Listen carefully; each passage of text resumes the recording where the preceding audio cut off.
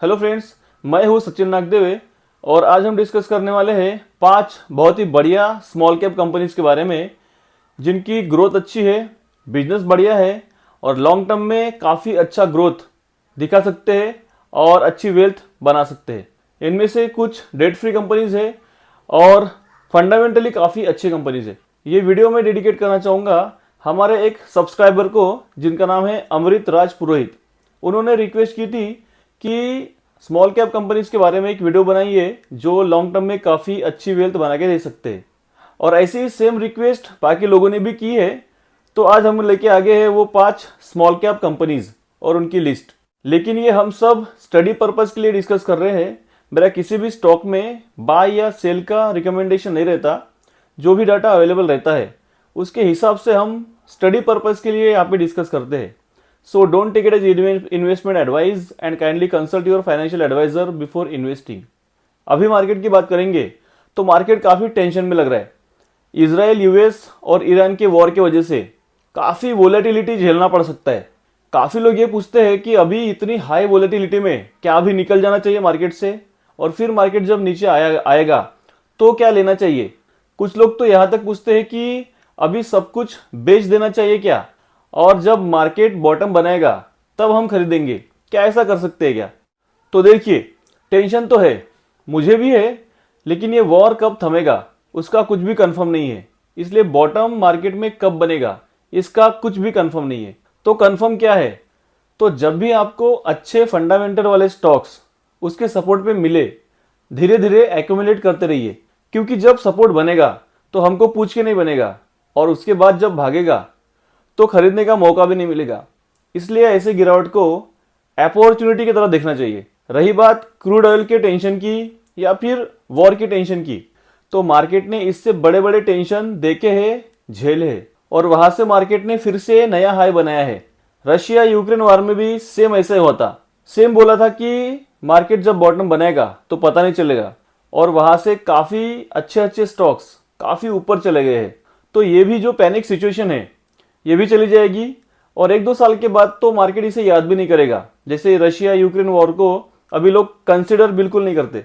तो इसलिए जब भी आपके फेवरेट स्टॉक्स जिसको आप खरीदना चाहते थे लेकिन वो ऊपर थे, अगर ऐसे स्टॉक्स आपको डिस्काउंट पे मिलते हैं तो उसको अपॉर्चुनिटी की तरह देखना चाहिए। तो चलिए अपन अपने स्मॉल कैप लिस्ट की तरफ मुड़ते हैं। तो सबसे पहले स्मॉल कैप स्टॉक है एक्विटास केमिकल, जिसका ओल्ड नेम है एमी ऑर्गेनिक। एमी ऑर्गेनिक नाम से हमने 3 नवंबर 2024 को एक वीडियो बनाया था जहाँ पे काफ़ी डिटेल और फंडामेंटल स्टडी डिस्कस की थी। उस वीडियो को आप एक बार देख भी सकते हैं। तब वो 570 के आसपास ट्रेड कर रहा था। मतलब ये स्प्लिट और बोनस एडजस्ट करके 570 है। एक्चुअली तब तो वो 1940-41 के आसपास था, लेकिन स्प्लिट और बोनस को एडजस्ट करेंगे तो आपको चार्ट पे 570 दिखेगा। उस लेवल से तो अभी ये 4-5 गुना हो गया है, लेकिन फिर भी अभी भी उसकी लॉन्ग टर्म की जो स्टोरी है वो खत्म नहीं हुई है ऐसा लगता है। क्योंकि अभी भी उसका मार्केट कैप 18,000 करोड़ के आसपास ही है और अर्निंग्स काफ़ी अच्छे आ रहे हैं। उसके बाद 31 जनवरी 2025 को भी एक एमी ऑर्गेनिक के नाम से वीडियो बनाया था, वहाँ से भी ये एक्चुअली डबल हो गया है। और जब जब हमने स्मॉल कैप के बारे में डिस्कस किया, एमी ऑर्गेनिक मतलब एक्विटास केमिकल के बारे में हमेशा डिस्कस किया है। रिसेंटली मैंने कुछ धुरंधर स्टॉक्स की लिस्ट ऐसे एक वीडियो बनाया था, उसमें भी एक्विटास केमिकल को डिस्कस किया था। मैं यहाँ पे ये नहीं बोल रहा हूँ कि मुझे सब पता था कि ये 4-5 गुना होने वाला है। नहीं, बिल्कुल नहीं। एक्चुअली मेरे पोर्टफोलियो में भी ये 4-5 गुना नहीं हुआ है। 140-150% के आसपास के रिटर्न है मेरे को एक्विटास केमिकल में, लेकिन मैं एवरेज अप करते गया तो ऊपर की प्राइस मिलती गई। तो हमको सब कुछ पता नहीं होता। हम सिर्फ अच्छे फंडामेंटल्स वाले स्टॉक्स जिसकी फ्यूचरिस्टिक ग्रोथ अच्छी है, जिसकी अर्निंग्स अच्छी आ रही है, उसको डिस्कस कर सकते हैं, पढ़ाई कर सकते हैं, एनालिसिस कर सकते हैं। उसमें से काफ़ी स्टॉक्स एक ही रेंज में काफ़ी दिनों तक उसी रेंज में ट्रेड करते हैं। एक्विटास ने भी काफ़ी दिनों तक एक ही रेंज में ट्रेड किया। तो काफ़ी लोग पैनिक सिचुएशन में निकल जाते हैं, लेकिन अगर आपको उसके फ्यूचर अर्निंग्स पे ट्रस्ट है तो उसको होल्ड करके रखना चाहिए। इसलिए अपनी पढ़ाई करके, एनालिसिस करके 5-7 स्टॉक्स की लिस्ट निकाले, उसमें से 1-2 स्टॉक ही चले, बाकी के 3-4 नहीं चले तो भी अच्छी वेल्थ बन सकती है। तो एक्विटास एक leading R&D driven speciality chemical का मैन्युफैक्चरर है। एडवांस्ड फार्मास्यूटिकल इंटरमीडिएट बनाता है और एक्टिव फार्मास्यूटिकल इंग्रेडिएंट्स बनाता है, जो एग्रोकेमिकल और फाइन केमिकल बनाने के लिए स्टार्टिंग मटेरियल होता है।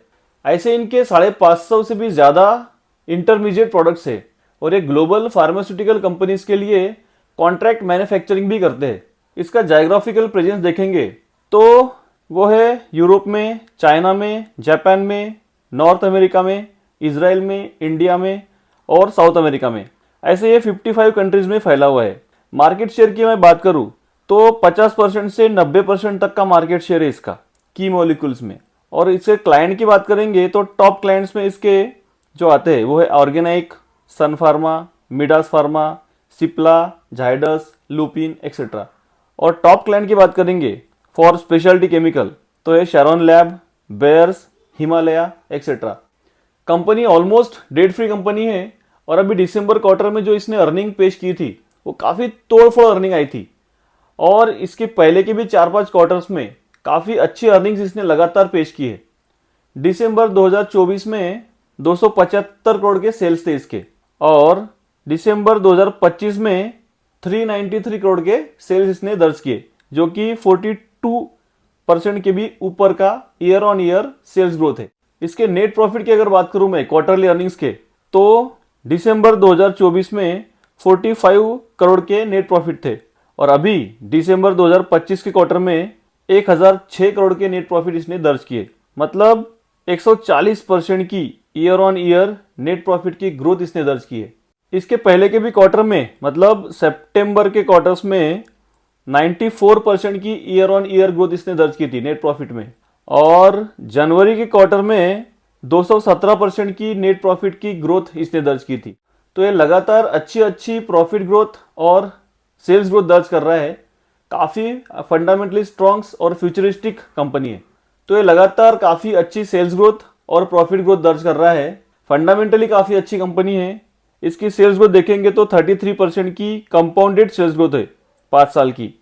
कंपाउंडेड प्रॉफिट ग्रोथ 41% की है और स्टॉक प्राइस CAGR तो 68% का है 3 साल का। सेकंड स्मॉल कैप स्टॉक है CDSL। ये भी फंडामेंटली दमदार और मजबूत स्टॉक है। ऑलमोस्ट डेट फ्री कंपनी है और इसकी भी लॉन्ग स्टोरी काफ़ी अच्छी है। अपने इन्वेस्टर्स को इसने अब तक काफ़ी अच्छी वेल्थ बना के दी है ऑलरेडी, लेकिन इसके आगे भी ये पैसा बना के देगा, ऐसा बिजनेस है। अपने सेक्टर में ये डिओपोली एंजॉय करता है। इसके टक्कर में सिर्फ NSDL है, लेकिन दोनों अलग अलग क्लाइंट एक्चुअली हैंडल करते हैं। CDSL मोस्टली रिटेल इन्वेस्टर पे फोकस करता है, सबको पता ही है। डिपॉजिटरी का बिजनेस है, मार्केट रिलेटेड बिजनेस है, इसलिए जब भी बियर मार्केट आएगा ये आपको काफ़ी बड़ा करेक्शन दिखाएगा और जब मार्केट पार्टिसिपेशन बढ़ेगा तो इसके अर्निंग सुधरेंगे तो ये आपको ऊपर ही मिलेगा। अभी तो ये ऊपर से काफ़ी अच्छे से करेक्शन लेवल पे है, डिस्काउंट पे अवेलेबल है और पी भी काफ़ी अच्छे लेवल पे आया है। 53 के आसपास का इसका पी है अभी। ROE इसका 32% का है, ROC 42% का है, काफ़ी अच्छे हैं दोनों और 25,000 करोड़ के आसपास का इसका मार्केट कैप है। दिसंबर 2025 के क्वार्टर में, लास्ट क्वार्टर में 304 करोड़ के इसके सेल्स थे, जो कि दिसंबर 24 के क्वार्टर में 278 करोड़ के सेल्स थे। मतलब 9-10% के आसपास की इसकी सेल्स ग्रोथ है ईयर ऑन ईयर। अगर मैं नेट प्रॉफिट की बात करूं तो दिसंबर 2025 के इस क्वार्टर में 133 करोड़ के नेट प्रॉफिट थे, जो कि दिसंबर 2024 में 130% के नेट प्रॉफिट थे। मतलब प्रॉफिट में इसने 2% की ही ग्रोथ दिखाई है।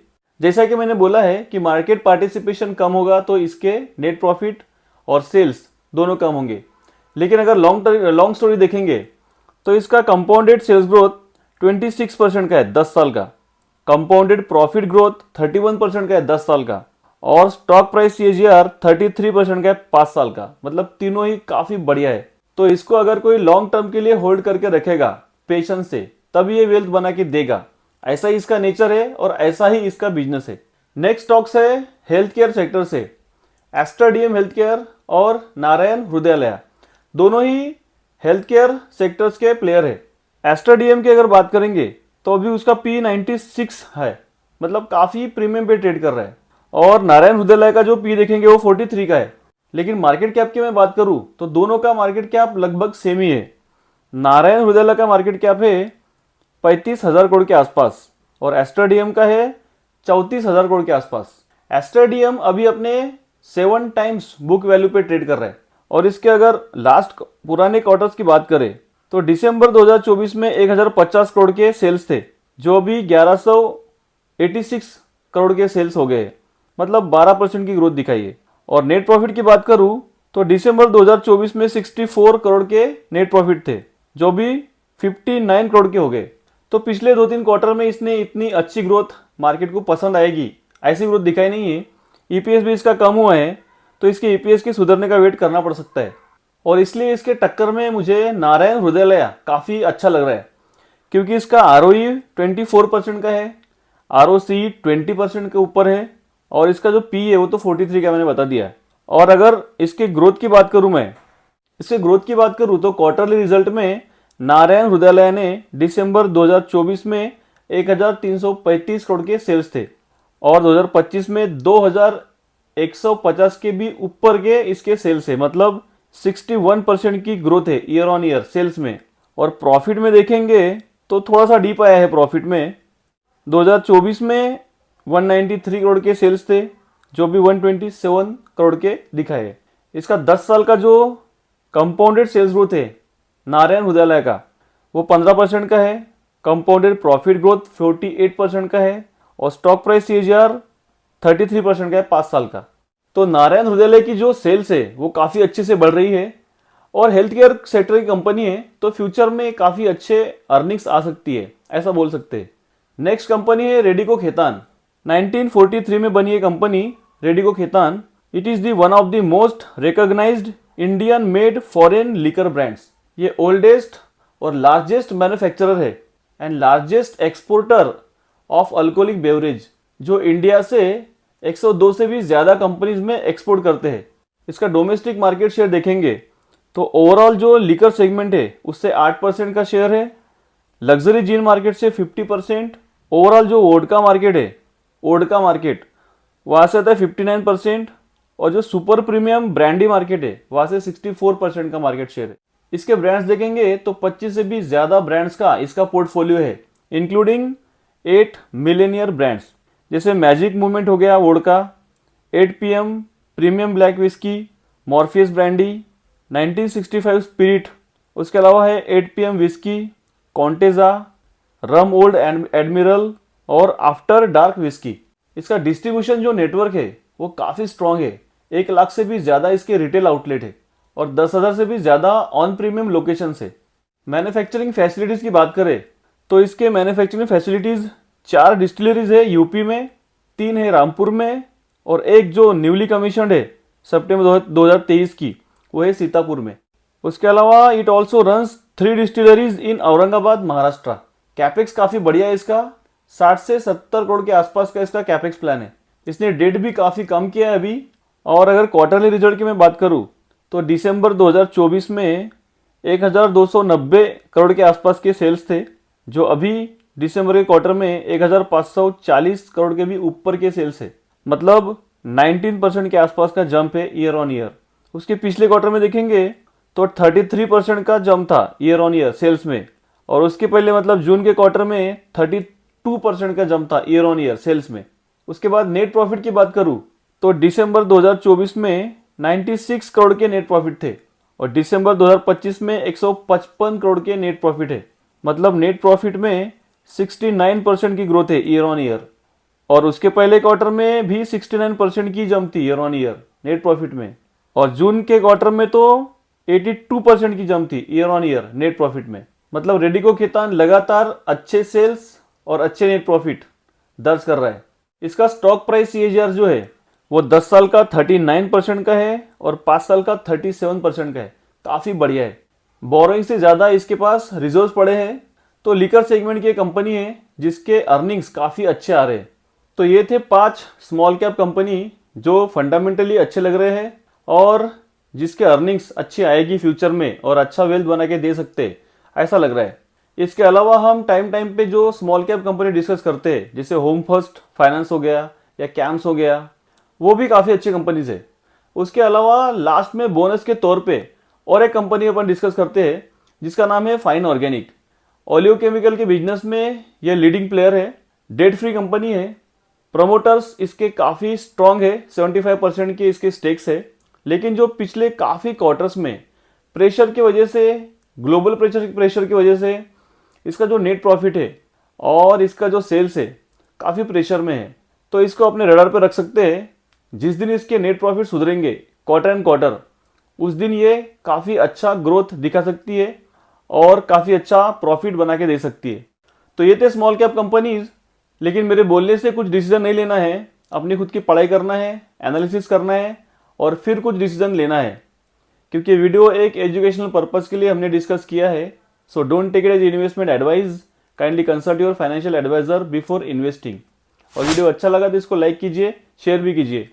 तो मिलते हैं किसी नए वीडियो में, तब तक के लिए बाय बाय।